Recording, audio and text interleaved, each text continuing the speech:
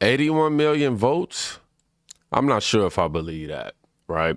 But 2.1 million non-citizens who were given socials and registered. 2.1 million. 2.1 million non-citizens were given social security numbers in 2024. 2.1 million. If that doesn't grind your gears, you are a part of the problem. 2.1. So Elon Musk has been very vocal about his belief that illegal immigrants are being registered to vote. Now, specifically, we've been having this discussion amongst the conservative and Republican community with the rhetoric centered around illegal aliens who they keep trying to frame as undocumented. And we kind of knew this, but recently Musk and his team at DOGE say they found evidence suggesting that millions of non-citizens received Social Security numbers under the Biden administration, which he argues could enable voter fraud. Wow. Now, he was at a rally in Wisconsin over the weekend, and he prepared a chart showing a sharp increase in immigrants receiving Social Security numbers, implying that this was a part of a scheme to bolster the Democrat votes. Yeah, man, this is not too good. And he also gives us a good warning about something. But let's go ahead and dive into let's let him, take the key to the ship. And then you'll notice there's a strange trend here where how many Social Security numbers were issued. Do you want to? Yeah, so let me tell you what happened here. We started at the top of the system. You want to talk about a lot of it? We started at the top of the system, mapping the whole system of Social Security to understand where all the fraud was. And there's a lot of great people there that showed us really a lot of waste. And so that came up with a big list of stuff they're working on. You've heard some of that already, but this is what jumped out at us. When we saw these numbers, we were like, what is this? In 21, you see 270,000 people, goes all the way to 2.1 million in 24. These are non-citizens that are getting Social Security numbers. Yeah, this is a mind-blowing chart. Yeah, just wow. This literally blew us away. Like, we went there to find fraud, and we found this by accident. Wow. And this isn't political, by the way. My parents are immigrants. Yeah, this country's been great to us. My brother and sister are all born in Spain. I'm pro-legal immigration. This is not political. This is not political. This is about America and the future of America. Amen. And there are a lot of good people in the system that pointed us in this direction. I want to honor them right now. That work in the government today, who took risks to show us these numbers and tell us what's going on. Yeah. So I want to stop for a minute. I want to honor those people today. Very good people. Very good people. Amen.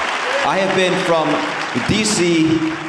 to Social Security offices to the border to track this down, and very good people have helped us along the way. I want to thank them. Wow. Now I want to point out that he said that, hey, they wasn't even looking for this specific thing. They were going there to find fraud in terms of government waste, and boom, this is what you find. This right here, as Trump Gunner says, is beyond alarming. Yeah. This number, what this is when you come in the country, if you're illegal, there's a couple ways to come in. You come in through a port of entry, and you can tell them you're afraid, and they'll give you an asylum case. You'll get an interview, then you get in. That's one way to do it. Another way to do it is to just go to the border. Literally, this happened. I talked to Border Patrol myself. Elon was there too. I went to Laredo, and I went to Bronzeville. Elon went to Eagle Pass. You walk up to a Border Patrol officer, and you tell them you want to come in. They have a couple of choices. They could charge you with a misdemeanor or a felony under 1325, or they can make it an administrative offense, like a parking ticket, basically. They were told to do that, make it an administrative offense under the last administration. And then you go walk across the border, they do what's called a release your own recognizance, and they give you an NTA, a notice to appear, which to appear to judge. The wait times on judges are like average 6 years. Look at Grok, you'll see it on immigration judges. There's only 700 of them. This is 5.5 million people. Wow. Okay? So what happens then? Once you're in the country and you've got asylum through one of these pathways, and we've mapped the whole thing out, you can apply for a work document. You file a 765, it's the work form. You get this form called the 766, That's the authorization. And then Social Security Administration automatically sends you in the mail your Social Security number. No interview. Wow. Wow.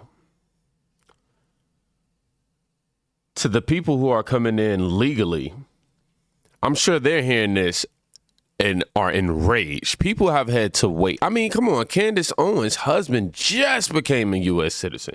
I don't even know how long it's been during his process.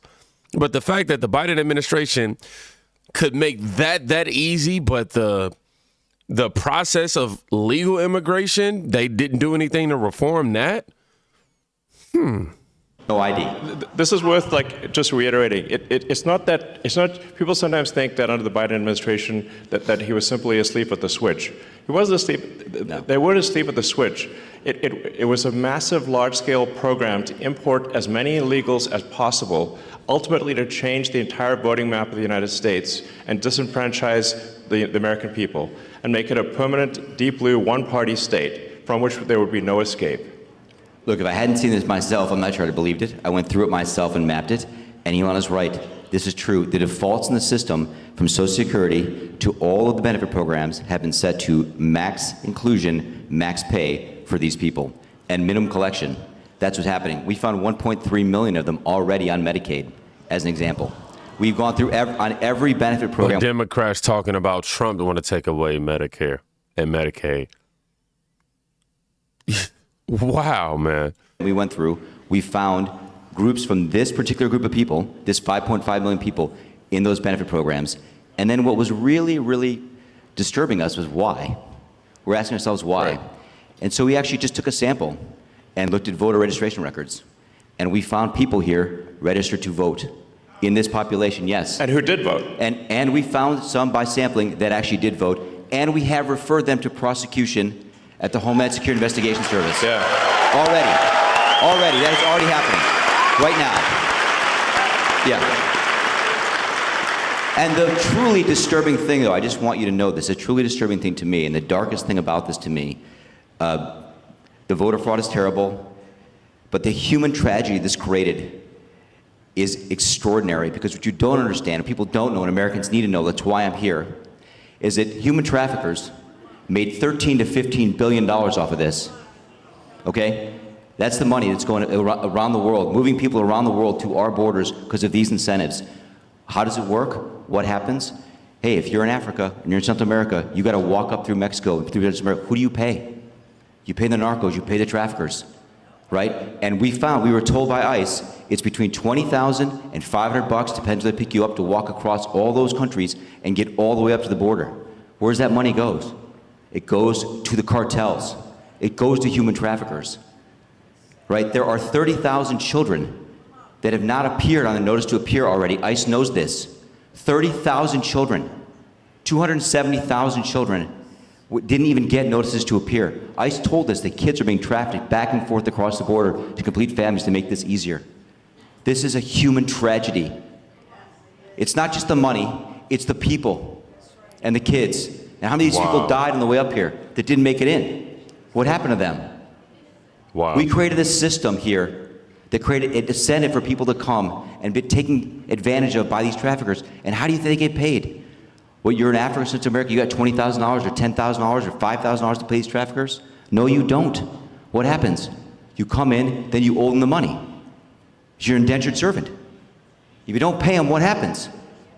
You know what do they do? happens. They kill your mother, they kill your brother, they kill your family. What happens next? Over with. That's what we discovered. And I have to tell you, it's tragic to me. The tragedy, the human tragedy this created is extraordinary. That's the real problem. This is America. We don't do this here in America. Yeah. Amen to that. We don't do this here in America. Man. I mean, this right here is proof that we were right all along. Everything that we've been seeing, well, everything that we lived through in terms of the Biden administration with the illegal aliens and our curiosity as to why, and it leans towards so many other things, but leaning towards trying to basically turn America into a one-party system that cannot be overturned to no degree whatsoever. Even at the risk of American lives, at the risk of non-American lives, but kids.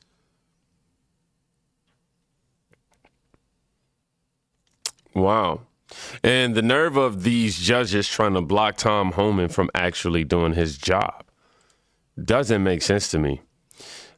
But if I'm being completely honest, I don't think Tom Homan has any plans of slowing down, because Boston sanctuary city activist judge just held an ICE agent in contempt of court for arresting an illegal alien subject to deportation as he left the courthouse.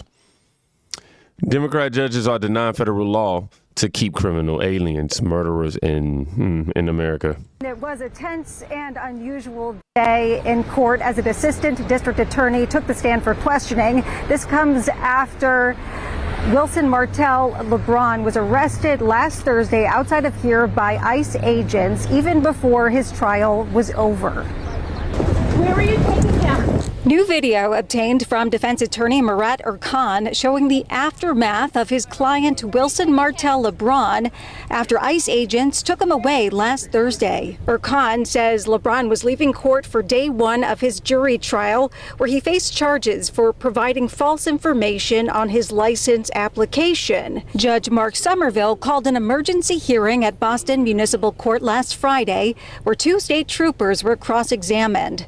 That continued Monday with an assistant district attorney for Suffolk County taking the stand about what information he knew prior to ICE agents apprehending LeBron in the middle of the trial. More prosecutors were supposed to be cross-examined, but Judge Somerville cut that short. It's a case of violating the defendant's right to be present at trial and confront witnesses against him.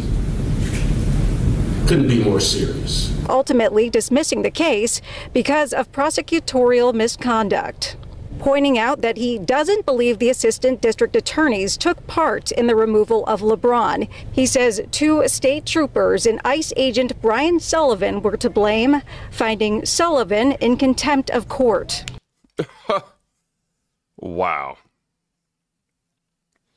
So you got an ICE agent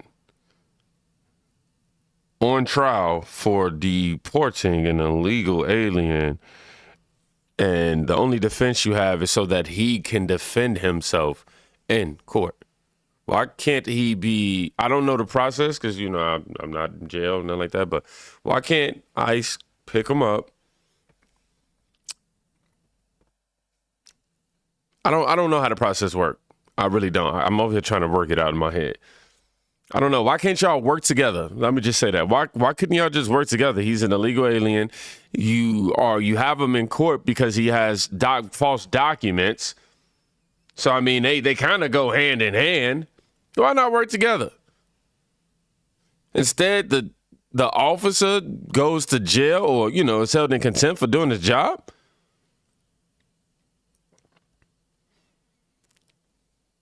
Somebody says we need to lock these judges up for endangering our lives. This is insane.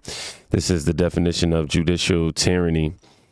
Let me see. Thomas Jefferson, quote, to consider the judges as the ultimate abiders of all constitutional questions is a very dangerous doctrine indeed, and one which would place us under a despotism of oligarchy. Our judges are as honest as other men, and not more so. Amen to that.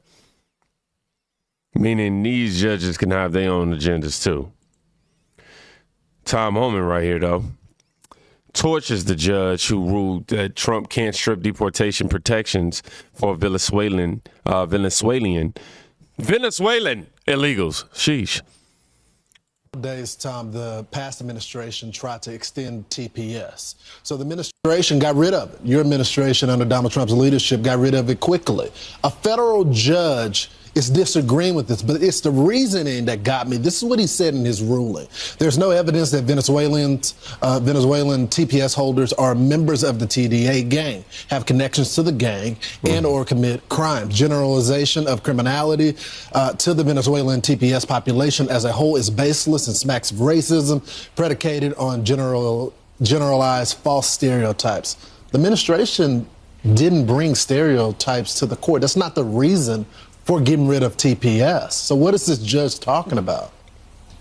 Yeah, make it make sense, please. Look, it's another activist judge making a stupid ruling. It just doesn't make sense. You know, I've been around since 1984, Lawrence, and a TPS, temporary protected status, is never temporary. And President Trump is going to do his job by the rule of law. The law says temporary status. Once the conditions in that country they're from, once the conditions change, then people should be removed from the United States. It's only a temporary status. For instance, if there's a hurricane and it devastates a part of a country, we'll give them TPS until that country gets back on their feet. But TPS isn't meant to be decades long. So President Trump, who's promised American people, we're going to enforce the laws enacted by Congress and signed by the president. We're going to use the laws of this country to secure the border and enforce our immigration law. That's exactly what we're doing. TPS needs to be temporary in nature. We need to follow the rule of law and not some advice from an activist judge who makes a foolish ruling, not based on law, but based on opinion. If you look at that decision, it's based on opinion, not the rule of law, and that's what we need to get back to. So look, we'll litigate it and we'll appeal it and we'll win. Mm-hmm. I guess that makes that Thomas, quote even that much more. Right there, right at the end, where he talks about how the judge is making this, not even a rule of law type of decision. I don't know, man. I'll just say that what I'm seeing right now in this climate, as it relates to the illegal aliens, I'm just happy that Donald Trump is actually out here doing what he has to do. And Tom Homan, the border czar, is on his second term for sure with, in his first term with Donald Trump on his second term. I appreciate Elon Musk and DOGE for what they're doing and continuing to do to help the American people. As Maca Guy says, though, I don't understand if these judges are out of their jurisdiction when making these rulings. No, I'm sorry. He says, I don't understand. If these judges are out of their jurisdiction when making these rulings, then why does Trump even need to concern himself with their orders? So why do we even need to appeal rulings not based on law? Go check on somebody today. You can quite literally be saving their life.